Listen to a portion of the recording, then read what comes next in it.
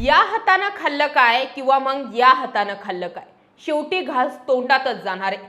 शरद पवारांना जर राजकारणामध्ये जैसे ती परिस्थिती करायचीच होती, भाजपासोबत जायचंच होतं, तर मग त्या एकट्या अजित पवारांनाच बळीचा बकरा का बनवला गेला या चर्चा सुरू झाल्या। वय वर्ष 86 आहे आणि तरीही पवार अजूनही राजकीय प्रयोग करतात। 2014ला बोलायला जागा तरी होती की स्थिर सरकार देण्यासाठी भाजपला बाहेरून पाठिंबा देतोय। आता तर ती देखील सोय शरद पवार गटाची राहिली नाहीये। काल रात्री मुंबईच्या वर्षा बंगल्यावर जे घडलंय ते बघता राजकीय वर्तुळात पुन्हा एकदा शरद पवार एनडीए मध्ये सहभागी होण्याची चर्चा जोर धरते। दुसरीकडे काही राजकीय विश्लेषकांच्या मते शरद पवार गट भाजप समोर सरेंडर झाला तर ही घटना महाराष्ट्राच्या आजवरच्या सर्वात मोठ्या वैचारिक अधनपतनाचा क्लायमॅक्स ठरू शकते। शरद पवारांचे अत्यंत विश्वासू जयंत पाटील हे अचानक मुख्यमंत्री देवेंद्र फडणवीस यांच्या भेटीला वर्षावर पोहोचले। बरं, तिथे आधीपासूनच कोण उपस्थित होतं? प्रफुल्ल पटेल आणि सुनील तटकरे।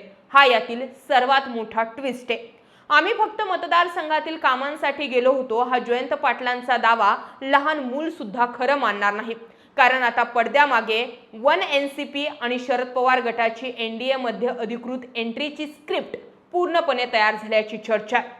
ज्या शरद पवारांनी महाराष्ट्रात पुरोगामी विचारांची साथ कधीही सोडली नाही, ज्या शरद पवारांकडे यशवंतराव चव्हाणांचा वारसा म्हणून आजवर पाहिलं गेलं, ज्या शरद पवारांनी फुले शाहू आंबेडकरांचा महाराष्ट्र म्हणून आयुष्यभर राजकीय वाटचाल केली, ज्या शरद पवारांनी आपलं संपूर्ण आयुष्य भाजप आणि संघाच्या विरोधात राजकारण करण्यात घालवलं, आज ते शरद पवार भाजपच्या उंबरठ्यावर दिसतात। महाविकास आघाडीचे प्रणेते आज स्वतःच भाजप समोर नतमस्तक होण्याच्या मार्गावर असल्याचं सध्या राजकीय घडामोडींवरून दिसतंय।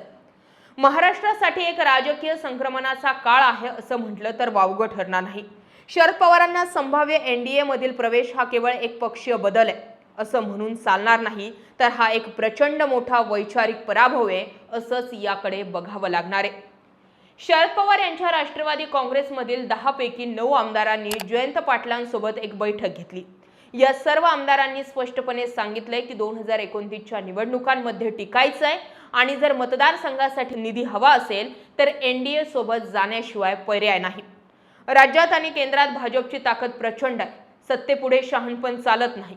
निधी अभावी होणारी अडवणूक आणि बदलती राजकीय समीकरण पाहता विरोधी पक्षात राहून निभावू लागणं हे शरद पवारांच्या आमदार खासदारांना प्रचंड जड जाणार आहे। याशिवाय आज न उद्या उद्धव ठाकरेंप्रमाणेच आपापली लोकप्रतिनिधी भाजपच्या गळाला लावेल ही धाकधूक पवारांच्याही मनात आहे। दुसरीकडे अजित पवार यांच्या अकाली निधनानंतर त्यांच्या पक्षाची धुरा सुनेत्रा पवार आणि प्रफुल्ल पटेल यांच्याकडे आली, पण पक्ष एकत्र ठेवणं अवघड झाल्यामुळे दोन्ही गट एकत्र करून अख्खी राष्ट्रवादी शरद पवारांच्या छत्राखाली एनडीए मध्ये नेण्याच्या हालचाली सुनील तटकरे करत आहेत।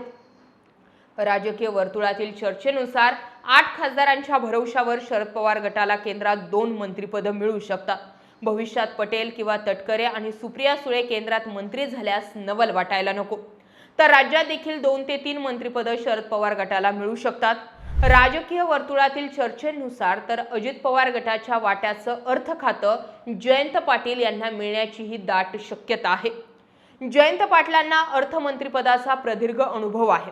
एनडीए मध्ये सामील होताच हे महत्त्वाचे अर्थमंत्रीपद थेट शरद पवार गटाला देण्याबाबत वाटाघाटी सुरू असल्याची सुद्धा जोरदार चर्चा सुरू झाली आहे। शरद पवारांना आज स्वतःच्या राजकीय प्रतिमेपेक्षा खासदार सुप्रिया सुळे यांच्या राजकीय भविष्याची जास्त चिंता आहे हे मान्य करावं लागेल। सुप्रिया सुळेंच्या सुरक्षित राजकीय भविष्यासाठी आणि केंद्रीय स्तरावर त्यांना सत्तेचं कवच कुंडल मिळवण्यासाठी हा संपूर्ण सरेंडरचा खेळ रचला गेला। शरद पवार गट सत्तेत सहभागी होणार की बाहेरून पाठिंबा देणार हे अद्याप स्पष्ट नाही, परंतु शरद पवार गटाच्या संशयास्पद हालचालींमुळे त्यांच्यावर सोशल मीडियासह राजकीय वर्तुळात प्रचंड टीका होते। शरद पवार हे आयुष्यभर स्वतःला छत्रपती शिवाजी महाराज, शाहू फुले आणि आंबेडकरांच्या पुरोगामी विचारांचे वारसदार म्हणून घेत होते। त्यांनी नेहमीच भाजपच्या जातीयवादी आणि हुकुमशाही राजकारणावर कडाडून प्रहार केला। मग आज काय झालं? 85व्या वर्षी त्याच कथित मनोवादी आणि फॅसिस्ट विचारसरणीच्या चरणी साष्टांग दंडवत घालताना त्यांच्या वैचारिकतेला ग्लानी आली नाही का असा सवाल त्यांच्यावर टीका करणारे विचारतात। ज्या उद्धव ठाकरेंनी आणि काँग्रेसने महाविकास आघाडीत पवारांवर विश्वास ठेवला त्यांना आज पवारांनी एकटं सोडल्याची ही टीका त्यांच्यावर होते। उद्धव ठाकरे आज ज्या ताकदीनं भाजप विरोधात लढत आहेत, त्यांच्या लढ्याला पवारांची ही राजकीय खेळी मनोबल खच्चीकरण करणारी ठरतीये. 2019च्या आणि त्यानंतरच्या निवडणुकीत महाराष्ट्रातील जनतेनं भाजपच्या फोडाफोडीच्या आणि ईडीच्या दंडुकशाहीला निषेध म्हणून शरद पवारांच्या उमेदवारांना मते दिली होती. आज पवार गट त्याच मतदारांच्या मतांचा थेट भाजपच्या बाजारात लिलाव करणार आहे का काय, असा सवाल लोक विचारतायत. जर देशातील आणि राज्यातील प्रत्येक विरोधी पक्षाचा नेता फक्त निधी, तपास यंत्रणांची भीती किंवा घराणेशाही टिकवण्यासाठी सत्ताधारी पक्षांच्या दावणीला बांधला जाणार असेल, तर मग या देशात विरोधी पक्ष नावाची संकल्पना जिवंत राहील का, असाही प्रश्न विचारला जातोय. नेते निवडणुकीच्या आधी गळे काढतात आणि निवडणूक संपली की एकाच ताटात जेवायला बसतात. सर्वसामान्य जनता मात्र महागाई, बेरोजगारी आणि करांच्या ओझ्याखाली मरत राहते. शरद पवारांच्या प्रदीर्घ राजकीय प्रवासाचा शेवट ज्या टप्प्यावर येऊन घातलाय, त्या पाहता राजकारणात वैचारिक बांधिलकी नावाची गोष्ट शिल्लक राहणार नाही, असा पायंडा यातून पडणार आहे. शरद पवारांच्या टीकाकारांच्या मते त्यांचा राजकीय प्रवास हा नेहमी दोन दगडींवर पाय ठेवणारा राहिलाय. उद्धव ठाकरे युतीत राहून भाजपवर टीका करत राहिले, पण शरद पवारांनी विरोधात राहून कधीही भाजपला थेट शिंगावर घेतलं नाही, शाबूत भूमिका घेतली. शरद पवारांची राजकीय भूमिका ही अनेकदा संशयास्पद राहिली, जशी ती आताही समोर आली. पवारांनी अनेक राजकीय स्थित्यंतरे पाहिलीत. काही स्थित्यंतर ही त्यांच्या राजकीय भूमिकेमुळे घडून आलीत. शरद पवार जे बोलतात ते कधीच करत नाहीत आणि जे नाही बोलत ते घडवून दाखवतात. शरद पवारांना आतापर्यंत चतुर म्हणण्यापेक्षा त्यांचे टीकाकार धूर्त राजकारणी म्हणून त्यांचा उल्लेख करत आलेत.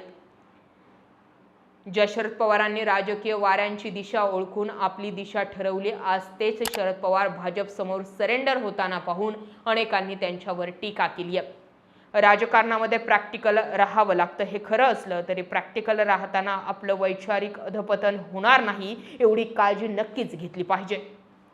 शरद पवार हे राजकारणातलं असं रसायन आहे ज्याची लिटमस टेस्ट कोणीही घेऊ शकत नाही. महाराष्ट्राचा हा सह्याद्री भाजपनं पद्धतशीरपणे पोखरायला सुरुवात केली आहे.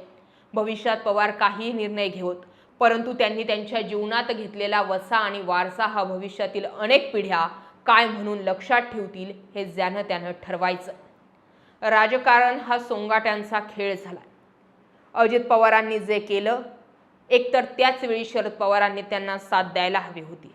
आज अजितदादा आपल्यामध्ये नाही आहेत, पण त्यांना पक्षातून त्या पक्षात जाणं किंवा स्वतःचं पक्ष नेतृत्व तयार करणं यासाठी जो संघर्ष करावा लागला, त्या संघर्षाला कारण शरद पवार होते. आणि आज अजित पवार गेल्यानंतर जर तेच शरद पवार NDA सोबत जाणार होते, तर मग प्रश्न राहतोच, अजित पवार असतानाच हे का केलं नाही. आज अजित पवारांचा अपघात झाला की घातपात झाला, हा प्रश्न याच कारणामुळे विचारावा लागतो, कारण काकानं पुतण्याला साथ दिली नाही. काका आणि पुतणे विभागले गेले होते आणि या सगळ्या गोष्टींमध्ये अजित पवार गेले. आता तो घातपात की अपघात हा वेळेनुसार संपणारा प्रश्न. जय महाराष्ट्र.